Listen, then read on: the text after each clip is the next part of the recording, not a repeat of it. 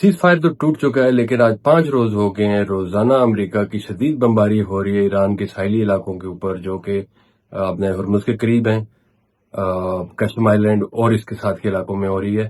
اور کل تو ایک واٹر ڈیسیلینیشن پلانٹ بھی ہٹ ہوا ہے، اور اس کے ساتھ ساتھ ایران کی جوابی کارروائیاں خلیجی ممالک پر چل رہی ہیں، اور وہ بھی مسلسل کویت، بحرین اور اردن پر حملے کر رہا ہے۔ بلکہ اردن میں ایک ہیلیبرٹن کی سائٹ ہے امریکہ کی، وہاں پہ بھی شدید بمباری ہوئی ہے کل۔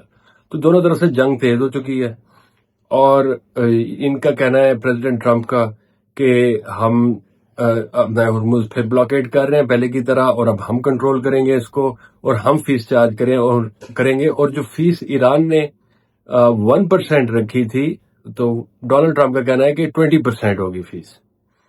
اور اس کا جواب دیا ایرانی وزیر خارجہ عباس اراغچی نے کہ بالکل صحیح بات ہے، جو بھی یہ اسٹیٹ مینج کرے گا اس کو پیسے چارج کرنے چاہیے، لیکن 20% بہت زیادہ ہے، ہم فیئر رہیں گے لوگوں کے ساتھ۔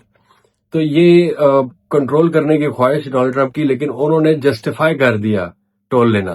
اور بہت سارے ایکسپرٹس کا کہنا ہے کہ ان کو بھی چاہیے ایران کو کہ وہ جو عمان کا شیئر ہے اس میں سے کوئی 1% امریکہ کو بھی لینے دیں، تاکہ سب خوش رہیں اور یہ اسٹیٹ بھی کھل جائے۔ اور جیسا کہ ساری دنیا جانتی ہے کہ ڈونلڈ ٹرمپ ایک بہت ہی ٹرانزیکشنل پریزیڈنٹ ہے، تو وہ اس سے راضی ہو جائیں گے۔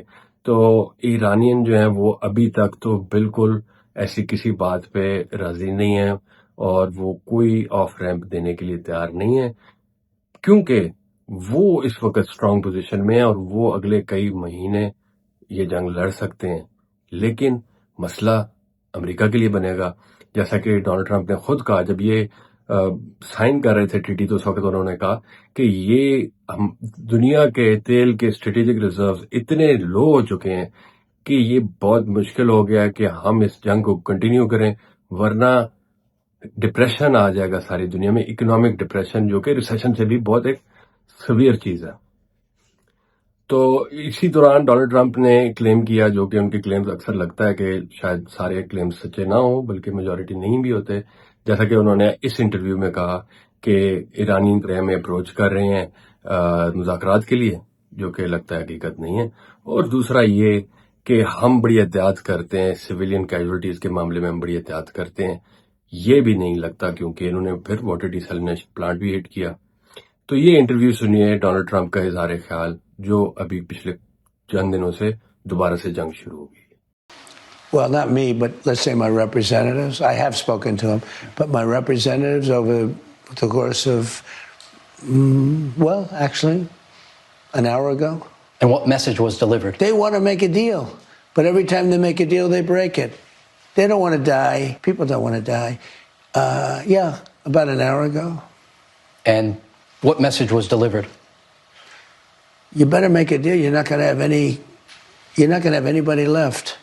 We're being very careful with the civilian population, as you know, but I said, you better make a deal. You're not going to have anything left. جنگ بندی تو ختم ہو گئی، لیکن اس کے دو پہلو بہت اہم ہیں۔ ایک یہ کہ ایران اور اسرائیل کے براہ راست آپس میں کوئی جنگ نہیں ہو رہی۔ اسرائیل بدستور لبنان میں حزب اللہ کے خلاف جنگ جاری رکھے ہوئے ہے، اور دوسری جانب لگتا ایسے ہے کہ سعودی عرب نے حملہ کیا یمن کے صنع کے ایئرپورٹ کے اوپر، اور اس کے جواب میں پھر حوثی باغیوں نے سعودی عرب کے ایئرپورٹ پر بھی حملہ کیا۔ تو یہ اگر جنگ اس طرح بڑھ گئی کہ سعودی عرب بھی اس میں شامل ہو گیا، تو پھر بہت بڑا مسئلہ کھڑا ہو جائے گا۔ اسرائیل کی سازش کے شیعہ سنی فساد اس کو بنا دیں، جنگ عربیوں اور ایران کی بنا دیں، اس میں بہت زیادہ نقصان ہوگا مسلمانوں کا۔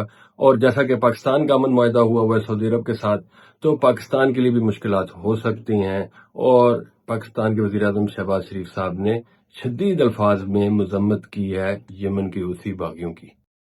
یہ جو سعودی عرب اور یمن کے درمیان جھڑپیں چل رہی ہیں، اس پر ایک رپورٹ ملاحظہ کیجیے۔ Military has said it's launched another wave of attacks on Iran.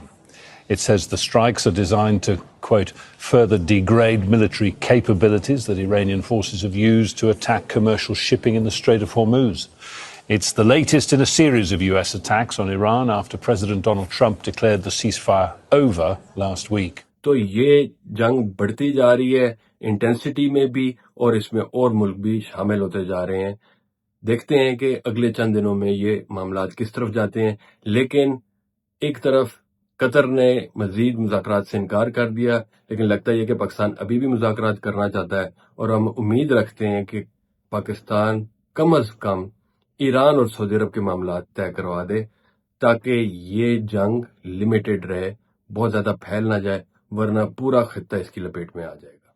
آپ دیکھ رہے ہیں پیوٹ رپورٹ. میں ہوں سلیمان ملک. سبسکرائب کرنا مت بھولیے گا.